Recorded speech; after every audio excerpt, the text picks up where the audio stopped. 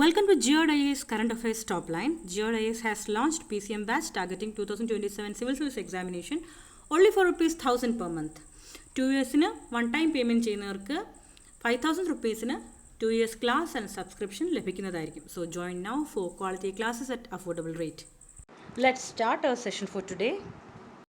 Our first topic is CITES, Convention on International Trade in Endangered Species of Wild Fauna and Flora. അപ്പോൾ നമ്മൾ CITES list appendix 1 സൈറ്റ്സിൽ appendix 1-ലാണ്, സൈറ്റ്സിൽ appendix 2-ലാണ് എന്നൊക്കെ പറഞ്ഞ് കേട്ടിട്ടുണ്ടല്ലേ. സൈറ്റ്സ് ഒക്കെ എപ്പോഴും ന്യൂസിൽ ഹോട്ട് ടോപ്പിക് ആയിട്ട് നിൽക്കുന്നതാണ്. സൈറ്റ്സ് നമ്മൾ കറണ്ട് അഫയേഴ്സ് നിന്ന് റിവേഴ്സ് എഞ്ചിനീയറിംഗ് ആണ് ചെയ്യേണ്ടത്. കറണ്ട് അഫയേഴ്സിൽ വരുന്ന സ്റ്റാറ്റിക് ആയിട്ടുള്ള സബ്ജക്ട്സ് അല്ലെങ്കിൽ സ്റ്റാറ്റിക് ആയിട്ടുള്ള ടോപ്പിക്ക് നന്നായി വ്യക്തമായിട്ട് പഠിച്ചു വയ്ക്കുക. കറണ്ട് അഫെയറിൽ എന്തുകൊണ്ട് വന്നു, വൈ ന്യൂസ് എന്നുള്ളത് സെക്കൻഡറി ആണ്. അതിൽ ആ ഒരു സ്റ്റാറ്റിക് ടോപ്പിക്കാണ് നമ്മളെടുത്ത് നന്നായി പഠിക്കേണ്ടത്. For example, constitutional non constitutional bodies ഒത്തിരി എപ്പോഴും ഇപ്പോൾ എന്താ പറയുക, CVC സെൻട്രൽ വിജിലൻസ് കമ്മീഷൻ അല്ലെങ്കിൽ എൻഫോഴ്സ്മെന്റ് ഡിപ്പാർട്ട്മെന്റ് ഇങ്ങനെയൊക്കെ ഉള്ളത്, ഇപ്പോൾ എന്താ പറയുക CBI, ഇതൊക്കെ ന്യൂസിൽ എപ്പോഴും കാണാറുണ്ട് അല്ലേ. അപ്പോൾ ന്യൂസിൽ ഇത് കാണുമ്പോൾ വൈ ഇൻ ന്യൂസ് എന്നുള്ളത് സെക്കൻഡറി ആണ്. നമ്മൾ ആദ്യമായിട്ട് തന്നെ constitutional bodies, non constitutional bodies ഇത് തരംതിരിച്ച് പഠിക്കുക. അതിനുശേഷം ഈ ഓരോ ബോഡീസിൻ്റെയും ചെയർപേഴ്സൺ അല്ലെ ചെയർമാൻ ആരാണ്, ഹെഡ് ഓഫ് ദ ഡിപ്പാർട്ട്മെന്റ് ആരാണ്, കോൺസ്റ്റിറ്റ്യൂഷൻ എങ്ങനെയാണ്, ഏതൊക്കെ ആർട്ടിക്കിൾസ് ആണ് കോൺസ്റ്റിറ്റ്യൂഷണൽ ബോഡി ആണെങ്കിൽ ബാക്ക് ചെയ്യുന്നത്, അങ്ങനെയൊക്കെയുള്ള പ്രധാനപ്പെട്ട സ്റ്റാറ്റിക് ടോപ്പിക്ക് നന്നായിട്ട് പച്ചവെള്ളം പോലെ പഠിച്ചു വയ്ക്കുക.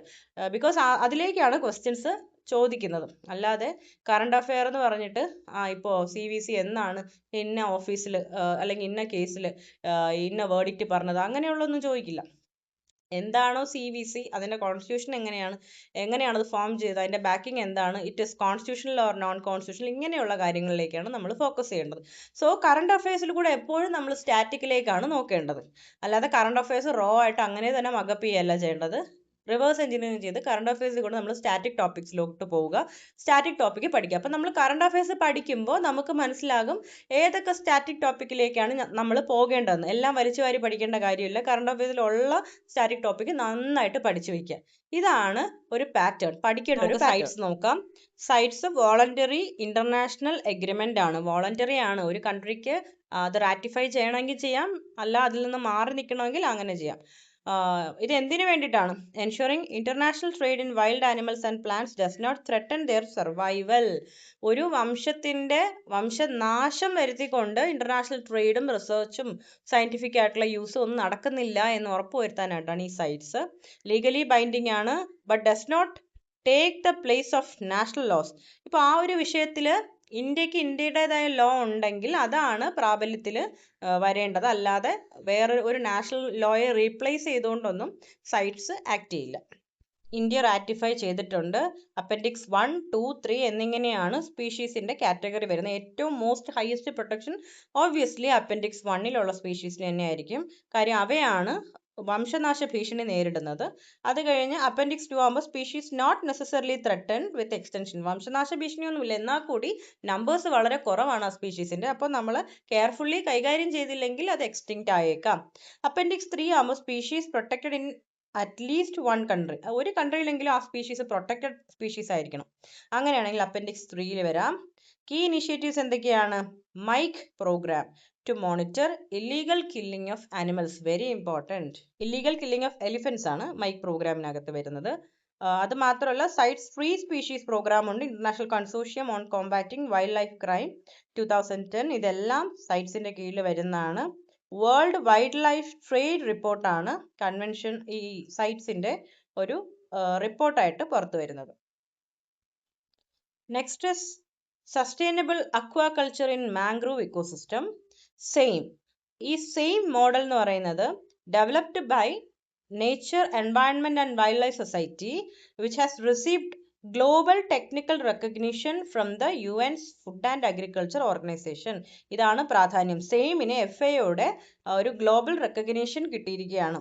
ഫുഡ് ആൻഡ് അഗ്രികൾച്ചർ ഓർഗനൈസേഷൻ എന്ന് പറയുമ്പോഴത്തേക്കും സസ്റ്റൈനബിൾ ആയിട്ടും മറ്റും ഫുഡ് സെക്യൂരിറ്റി ഉറപ്പാക്കാനും കൂടി വേണ്ടിയിട്ടുള്ള ഓർഗനൈസേഷൻ ആണല്ലേ. അപ്പോൾ ഈ സെയിം മോഡൽ അവർ അംഗീകരിച്ചിട്ടുള്ളൊരു മോഡൽ തന്നെയാണ്. അപ്പോൾ അതെന്താണെന്ന് നോക്കാം.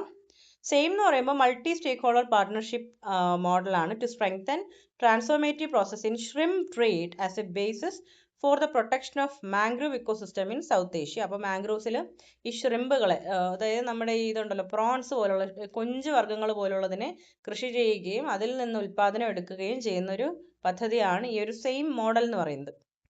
വേറൊന്നുമല്ല, മാൻഗ്രൂവ്സ് എക്കോസിസ്റ്റം ഡെവലപ്പ് ചെയ്തിട്ട് അതിലൂടെ ഇക്കോണമിക്കൽ ബെനിഫിറ്റ് ഉണ്ടാക്കാനുള്ളൊരു മെത്തഡോളജിയാണ്. അതായത് ഈ ഷ്രിംപ് കൾട്ടിവേഷൻ അവർ യൂസ് ചെയ്യുന്നത് ആർട്ടിഫിഷ്യൽ ആയിട്ടുള്ള ഒരു എക്കോസിസ്റ്റം അല്ല, മറിച്ച് മാൻഗ്രൂവ് ഇക്കോസിസ്റ്റമാണ്.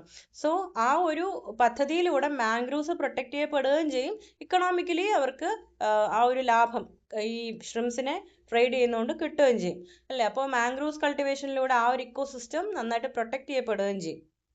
മാൻഗ്രൂവ്സ്, കോറൽസ് ഇവയെല്ലാം എന്നും UPSCയുടെ ഫേവറേറ്റ് ഏരിയ ആണ്. എപ്പോഴും ക്വസ്റ്റ്യൻസ് വരാം. മാൻഗ്രൂവ്സിന്റെ ഒരു പ്രധാനപ്പെട്ട ഒരു ക്വസ്റ്റ്യൻ വരാനുള്ളത് വിവിപാരി എന്ന് പറയുന്ന ഒരു കാര്യം മാൻഗ്രൂവ്സ് എക്സിബിറ്റ് ചെയ്യും. എന്താണ് വിവിപാരി? നമുക്കറിയാം മാൻഗ്രൂവ്സ് നിൽക്കുന്നത് വളരെ മാഷിയായിട്ടുള്ള ചെളി നിറഞ്ഞ ബ്രാക്കിഷ് വാട്ടറിലാണ് അല്ലേ. ഫ്രഷ് വാട്ടറിലാണോ? അല്ല, ബ്രാക്കിഷ് വാട്ടറിലാണ്. അതായത് ഉപ്പുവെള്ളം കൂടെ കലർന്ന ചെളി നിറഞ്ഞ പ്രദേശത്താണ്. അപ്പോൾ അങ്ങനെയുള്ള വെള്ളത്തിൽ അല്ലെങ്കിൽ ആ ചെളിയിൽ ഓക്സിജൻ കണ്ടന്റ് കുറവായിരിക്കും. അപ്പോൾ മാൻഗ്രൂവ് സീഡ്സ് നേരിട്ട് ആ ഒരു വെള്ളത്തിലേക്ക് വീണ് കഴിഞ്ഞാൽ ഒരിക്കലും അതിന് മുളച്ച് പുതിയൊരു ചെടിയായിട്ട് വന്ന് സർവൈവ് ചെയ്യാൻ പറ്റില്ല. അപ്പോൾ എന്ത് ചെയ്യും? ഈ ചെടിയിൽ നിന്ന് തന്നെ ആ സീഡ് മുളച്ച് പ്ലാന്റായി ഒരുവിധം കരുത്താർജിച്ച ശേഷം മാത്രം അതെന്ത് ചെയ്യും? ഒന്നുകിൽ ആ ചെടിയിൽ നിന്ന് തന്നെ താഴേക്ക് വേരിറങ്ങി വന്ന് താഴത്തെ ആ ഒരു ചെളിയിലേക്ക് വേരിറങ്ങി അത് അടുത്തൊരു പ്ലാന്റ് ആവും. അല്ലെങ്കിൽ ചെടിയിൽ ഇതുപോലെ ഒരുവിധം വളർന്ന ശേഷം ഡിറ്റാച്ച് ചെയ്ത് താഴെ വീണ് വളരാം. അപ്പോൾ രണ്ടും വിവിപാരി തന്നെയാണ്. പ്രധാനമായിട്ടും ആ ചെടിയിൽ നിന്ന് തന്നെ വേര് താഴേക്ക് വന്ന് വേറൊരു പ്ലാന്റായി അത് മാറുന്നതാണ് നമുക്ക് നാച്ചുറലി കാണാൻ കഴിയുന്നത്. ബിക്കോസ് മാംഗ്രൂവ്സ് കണ്ടിട്ടില്ലേ, അടുക്കി തൊട്ടടുത്തടുത്തടുത്ത് ഇങ്ങനെ വളരെയധികം ഇങ്ങനെ നെറ്റ്വർക്ക് ആയിട്ടാണ് വളരുന്നത്. അപ്പോൾ ഈ വിവിപാരി കാണിക്കുന്ന ഒരു സസ്യവർഗം മാൻഗ്രൂവ്സ് ആണ്. മാൻഗ്രൂവ്സിന് ന്യൂമാറ്റോഫോസ് എന്നൊരു ഒരു സ്പെഷ്യാലിറ്റിയും കൂടി ഉണ്ട്. എന്താണ് ന്യൂമാറ്റോഫോസ്? അതായത് ഈ ബ്രാക്കിഷ് വാട്ടറിൽ റൂട്ട്സിന് ബ്രീത്ത് ചെയ്യാൻ കഴിയില്ല. അപ്പോൾ ബ്രീത്തിങ് റൂട്ടായിട്ട് പുറമേ ഒരു സ്ട്രക്ചറലായിട്ട് ഒരു വുഡ് ലൈക്ക് സ്ട്രക്ചർ, വളരെ എന്താ പറയുക ഷാർപ്പായിട്ടുള്ള വുഡ് ലൈക്ക് സ്ട്രക്ചർ റൂട്ടിൽ നിന്ന് മുകളിലേക്ക് വളർന്നു വരും. വളരെ ഷാർപ്പാണ്, അതായത് ഈ കുന്തമുന പോലെ ഇരിക്കും. അതാണ് ന്യൂമാറ്റോഫോസ് എന്ന് പറയുന്നത്. അത് എന്തിനു വേണ്ടിയിട്ടാണ്? ബ്രീത്തിങ്ങിന് വേണ്ടിയിട്ടാണ്. റൂട്ട്സിന് ബ്രീത്ത് ചെയ്യാൻ വേണ്ടിയിട്ടുള്ള ഒരു സ്ട്രക്ചറാണ് ന്യൂമാറ്റോഫോസ്. മാംഗ്രൂവ്സ് ബ്രാക്കിഷ് വാട്ടറിലാണ് സർവൈവ് ചെയ്യുന്നത്. മാത്രവുമല്ല നേച്ചറിൻ്റെ കിഡ്നിയാണ് അല്ലേ. ഈ ഫിൽട്രേഷൻ പ്രോസസ്സ് വളരെ ഭംഗിയായി ചെയ്യുന്നു. അത് മാത്രമല്ല സ്റ്റോംസ് അതുപോലുള്ള ഇറോഷൻസ് ഒക്കെ തടയാനും ഒക്കെ മാൻഗ്രൂവ്സ് വളരെയധികം ഹെൽപ്ഫുൾ ആണ്. മാത്രവുമല്ല മാൻഗ്രൂവ്സ് കാർബൺ സെക്വസ്ട്രേഷൻ പോലുള്ള ആ ഒരു കാർബൺ സിങ്ക് ആയിട്ട് ആക്ട് ചെയ്യുന്നത്. ഒത്തിരി കാർബൺ ഡയോക്സൈഡ് അത് എന്ത് ചെയ്യും? അബ്സോർബ് ചെയ്യും. UPSCയുടെ ട്രാപ്പ് ഇവിടെയാണ് വരുന്നത്. നമുക്ക് വേണമെങ്കിൽ ചോദിക്കാൻ which one is more efficient carbon sink, tropical forest or mangroves? ഈ ടൈപ്പ് ഒരു ക്വസ്റ്റ്യൻ വന്നിട്ടുണ്ട്. ഏറ്റവും കൂടുതൽ പ്രൊഡക്റ്റീവ് ആയിട്ടുള്ള എക്കോസിസ്റ്റം ഏതാണ്? ഓഷ്യൻ ഇക്കോസിസ്റ്റം ആണോ അല്ലെങ്കിൽ നമ്മുടെ ടെറസ്ട്രിയൽ എക്കോസിസ്റ്റം ആണോ എന്നുള്ളത്.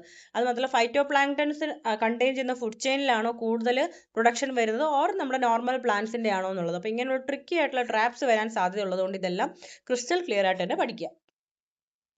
ഇന്ത്യയിലെ total mangrove cover 4991.68 square kilometre ആണ്. That is 0.15% of countries total geographical area. നമ്മുടെ India state of forest report 2023 ആണ്. ഞാൻ നേരത്തെയുള്ള ക്ലാസ്സിൽ പറഞ്ഞിട്ടുണ്ട്, ബൈനൽ റിപ്പോർട്ടാണ്. 2023 കഴിഞ്ഞ് രണ്ട് വർഷം കൂടുമ്പോഴാണ് ഈ റിപ്പോർട്ട് റിലീസ് ആവുന്നത്.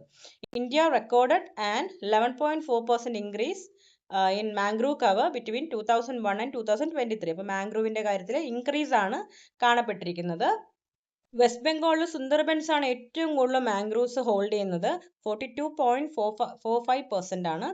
അത് കഴിഞ്ഞ് ഗുജറാത്ത്, ദെൻ ആൻഡമാൻ നിക്കോബാർ. ഈ ഓർഡർ എല്ലാം ഇമ്പോർട്ടൻ്റ് ആണ്. നമുക്കിത് എങ്ങനെയെങ്കിലും ഒക്കെ കൺഫ്യൂസിങ് ആയിട്ട് വരാം. സോ മാംഗ്രൂവ്സ്, കോറൽസ് എല്ലാം വളരെ ഇമ്പോർട്ടൻ്റ് ആണ്, നന്നായി പഠിച്ചു വയ്ക്കുക. മാത്രവുമല്ല റോയൽ ബംഗാൾ ടൈഗർ, നമ്മുടെ നാഷണൽ ആനിമൽ ആയിട്ടുള്ള റോയൽ ബംഗാൾ ടൈഗർ ഒക്കെ ഒത്തിരി കാണപ്പെടുന്നു സുന്ദർബൻസ് മാംഗ്രൂവ്സിലാണ് അല്ലേ. ലോകത്തിലെ വളരെ കുറച്ച് മാംഗ്രൂവ് ഫോറസ്റ്റിൽ മാത്രമേ ഇങ്ങനെ ടൈഗേഴ്സിനെ കാണപ്പെടുന്നുള്ളൂ. അതിലൊന്നാണ് നമ്മുടെ Sundarbans. And regional initiative for conservation ടി-എൻഷോർ largely funded by the World Bank. Very important, World Bank funded ആയിട്ടുള്ള ഒരു സ്കീമാണ് ടി-എൻഷോർ. തമിഴ്നാട്ടിലെ കോസ്റ്റൽ എക്കോണമി ആൻഡ് റിസൈലൻസിന് വേണ്ടിയിട്ടാണ് ഈ ഒരു ടി-എൻഷോർ എന്ന ഇനിഷ്യേറ്റീവ് ഉണ്ടായിരിക്കുന്നത്. Next topic is green washing, പച്ചയായ അലക്കൽ അല്ലേ. ഗ്രീൻ വാഷിംഗ് മീൻസ് ഈ വളരെ ഈ എൻവയൺമെൻറ്റ് ഫ്രണ്ട്ലി ആണെന്ന് കാണിച്ചുകൊണ്ട് അത്ര എൻവയൺമെൻറ്റ് ഫ്രണ്ട്ലി അല്ലാത്ത എന്നാൽ എൻവയൺമെൻറ്റിന് ദോഷം വരുത്തുന്ന ഇൻഡസ്ട്രീസ് പ്രവർത്തിക്കുക അല്ലെങ്കിൽ പ്രൊഡക്ട്സ് ഇറക്കുക, ഇതാണ് ഗ്രീൻ വാഷിംഗ് എന്ന് പറയുന്നത്. പുറമേ അവർ ക്ലെയിം ചെയ്യുന്നത് എൻവയൺമെൻറ്റ് ഫ്രണ്ട്ലി ആണ്, ഈ ഒരു പ്രൊഡക്റ്റ് ഉണ്ടാക്കുമ്പോൾ യാതൊരുവിധ ഹാനിയും എൻവയൺമെൻറ്റിന് ഉണ്ടാവുന്നില്ല എന്നാണ്. പക്ഷേ റിയാലിറ്റിയിൽ അത് അങ്ങനെയല്ല, അവർ ഗ്രീൻ വാഷ് ചെയ്യണം. അതുപോലെ വേറൊരു ടേമാണ് blue washing. Blue washing means സൊസൈറ്റിക്ക് ഗുണമുള്ള എന്തെങ്കിലുമൊക്കെ ചെയ്തിട്ട് അവരുടെ ഇമേജ് വർദ്ധിപ്പിക്കുക, സോഷ്യലായിട്ട് വളരെ പോസിറ്റീവായിട്ട് ഇടപെടുക, അത് മാത്രമല്ല ഓഷൻ റിലേറ്റഡ് ആയിട്ടുള്ള പ്രൊട്ടക്റ്റീവ് ആയിട്ടുള്ള കാര്യങ്ങൾ ചെയ്യുക. അപ്പം ഗ്രീൻ വാഷിങ്ങും ബ്ലൂ വാഷിങ്ങും വ്യത്യാസം എന്താണ്? Green washing merely environmental protection മാത്രമേ വരുന്നുള്ളൂ, അങ്ങനെയൊക്കെ മാത്രമേ കാണിച്ചു കൂട്ടുന്നുള്ളൂ. പക്ഷേ ബ്ലൂ വാഷിംഗ് മീൻസ് അവർ സോഷ്യൽ കമ്മിറ്റ്മെൻറ്റും കൂടെ കാണിക്കുന്നുണ്ട്, സൊസൈറ്റിക്ക് ഗുണമുള്ള പല കാര്യങ്ങളും ചെയ്ത് ഇമേജ് എന്ത് ചെയ്യുന്നുണ്ട്, ഇമേജ് അവർ കൂട്ടാൻ നോക്കുന്നുണ്ട്. പക്ഷേ അവർ ചെയ്യുന്നത് എൻവയൺമെൻ്റലി ഹസാഡസ് ആയിട്ടുള്ള കാര്യങ്ങളോ അല്ലെങ്കിൽ ഇറക്കുന്നത് നെഗറ്റീവ് ഇമ്പാക്റ്റ് ഉള്ള പ്രൊഡക്ട്സോ ആയിരിക്കും. ഓക്കെ, അപ്പോൾ green washing, blue washing, bio related ആയിട്ടുള്ള വേർഡ്സ് ഇതെല്ലാം നന്നായി പഠിക്കണം, അതൊക്കെ എപ്പോഴും ഫ്രീക്വൻ്റ് ആയിട്ട് വരുന്നതാണ്. അൺഗുലേറ്റ്സ്, ഈ വേർഡ് ഞാൻ ഇടാൻ കാരണം നമ്മുടെ UPSCക്ക് ഒരു പാറ്റേൺ ഉണ്ട്. ഒത്തിരി അറിയാവുന്ന വേർഡ്സിൻ്റെ ഇടയ്ക്ക് ഒട്ടും അറിയാത്തൊരു വേർഡ് എടുത്തിടും. അപ്പോൾ നമുക്ക് ആ ഒരു വേർഡ് കാരണം നമ്മൾ സ്റ്റക്കായി നിൽക്കും, നമുക്ക് ഒന്നും എലിമിനേറ്റ് ചെയ്യാനും പറ്റില്ല, ആൻസറിലേക്ക് എത്താനും പറ്റില്ല. നമുക്ക് ആ ഒരു വേർഡിൻ്റെ അർത്ഥം മനസ്സിലാക്കിയാൽ മാത്രമേ പൂർണ്ണമായിട്ടും ഒരു ആൻസറിലേക്ക് എത്താൻ പറ്റൂ.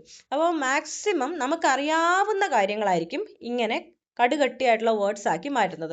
ഇപ്പോൾ അൺഗുലേറ്റ്സ് എന്ന് പറഞ്ഞാൽ ഹൂഫ്ഡ് ആനിമൽസ് എന്ന് മാത്രമേ ഉള്ളൂ, കുളമ്പുള്ള ആനിമൽസ് എന്ന് മാത്രമേ ഉള്ളൂ അർത്ഥം. പക്ഷേ അൺഗുലേറ്റ്സ് എന്ന് ചോദിച്ചാൽ ചിലപ്പോൾ നമുക്ക് മനസ്സിലാവണമെന്നില്ല. അതുപോലെ തന്നെയാണ് ഗോൾഡൻ മേഴ്ഷ്യർ, ഞാൻ പറഞ്ഞില്ല, ഗോൾഡൻ മേഴ്ഷ്യർ ഒരു ഫിഷ് ആണെന്ന് മനസ്സിലാക്കിയാൽ ഉടനെ നമുക്ക് ആൻസറിലേക്ക് എത്താം. പക്ഷേ അത് മനസ്സിലാവാത്തിടത്തോളം കാലം 4 സ്പീഷീസിൻ്റെ പേര് തന്നിട്ടുണ്ട്, അത് ഏതൊക്കെ സ്പീഷീസ് ആണെന്ന് മനസ്സിലാവാത്തിടത്തോളം കാലം ആൻസറിലേക്ക് എത്താൻ കഴിയില്ല. ഇതുപോലെ നമുക്ക് ഞാൻ സിമ്പിൾ ഒരു എക്സാമ്പിൾ പറയാം. മാംഗോ എല്ലാവർക്കും അറിയാം, മാംഗോയെ പറ്റി എന്തെങ്കിലും ഒരു ന്യൂസ് ആണെന്ന് വെച്ചോ, പക്ഷേ മാംഗോ ഒന്ന് ഡയറക്റ്റ് ചോദിക്കില്ല, മാഞ്ചിഫ്ര ഇൻഡിക്ക എന്ന് ചോദിച്ചാൽ മതി, ക്വസ്റ്റ്യൻ്റെ ഒരു ലെവൽ കൂട്ടാം. ഇനി നീലക്കുറിഞ്ഞിയെ പറ്റിയാണെങ്കിൽ സ്ട്രോബിലാന്തസ് കുന്തിയാന എന്ന് ചോദിച്ചാൽ മതി, നമ്മൾ പെടും. അപ്പോൾ എല്ലാവർക്കും അറിയാവുന്ന, പച്ചവെള്ളം പോലെ അറിയാവുന്ന വളരെ സിമ്പിൾ ആയിട്ടുള്ള ടോപ്പിക്ക് അതിൻ്റെ ടഫ്നെസ് കൂട്ടുന്നത് ഇങ്ങനെയാണ്. പകരം ഓൾട്ടർനേറ്റീവ് ആയിട്ടുള്ള നമുക്ക് മനസ്സിലാവാത്ത വേർഡ്സ് എടുത്തിടും. അതിൻ്റെ അർത്ഥം മനസ്സിലാക്കുമ്പോൾ നമ്മൾ വിചാരിക്കും അയ്യോ ഇത്ര സിമ്പിളായിരുന്നു ക്വസ്റ്റ്യൻ. 10ാം ക്ലാസ് ലെവലാണ് ഈ എക്സാം. അപ്പോൾ ഈ സ്റ്റാറ്റിക് ആയിട്ടുള്ള ടോപ്പിക്ക് തന്നെ ഒന്നുകിൽ കൺഫ്യൂസിങ് ആക്കും, ഇല്ലെങ്കിൽ ഓൾട്ടർനേറ്റീവ് വേർഡ്സ് ഒക്കെ തന്ന് ഇങ്ങനെ കടുപ്പിക്കും. അല്ലാതെ പുതിയ ഒന്നും അവർ പുറമേ നിന്ന് കൊണ്ടുവരില്ല. സോ PYQ നോക്കുക, ക്വസ്റ്റ്യൻ പാറ്റേൺ നോക്കുക, എങ്ങനെയൊക്കെയാണ് മേഖലയിൽ നിന്ന് ക്വസ്റ്റ്യൻ വരുന്നതെന്ന് നോക്കുക, അതനുസരിച്ച് പഠിക്കുക. അതനുസരിച്ച് പഠിക്കാത്തവർക്കാണ് എത്ര പഠിച്ചിട്ടും ഇത് ക്ലിയർ ചെയ്യാൻ കഴിയാത്തത്. സോ എല്ലാവർക്കും മനസ്സിലായെന്ന് വിശ്വസിക്കുന്നു. നിങ്ങളുടെ കമൻസും നിങ്ങൾക്ക് ആവശ്യമുള്ള ടോപ്പിക്സും എല്ലാം എനിക്ക് നിങ്ങൾ കമൻറ്റ് ചെയ്യുക, അഭിപ്രായങ്ങളൊക്കെ ഷെയർ ചെയ്യുക. നിങ്ങൾ കോൺസ്റ്റൻ്റ് ആയിട്ട് ഇൻറ്ററാക്ട് ചെയ്താൽ മാത്രമേ എനിക്ക് നിങ്ങൾക്ക് വേണ്ടി എന്തെങ്കിലും എക്സ്ട്രാ ചെയ്യണമെങ്കിൽ ചെയ്യാൻ കഴിയുള്ളൂ. ആവശ്യമുള്ള ടോപ്പിക്സ് ആയാലും നിങ്ങൾ കമൻറ്റ് ചെയ്യുക. ഓക്കെ, ഇന്നത്തേക്ക് ഇത്രയേ ഉള്ളൂ. നിങ്ങളുടെ പ്രതികരണങ്ങളും നിങ്ങളുടെ അഭിപ്രായങ്ങളും എല്ലാം പ്രതീക്ഷിക്കുന്നു. താങ്ക്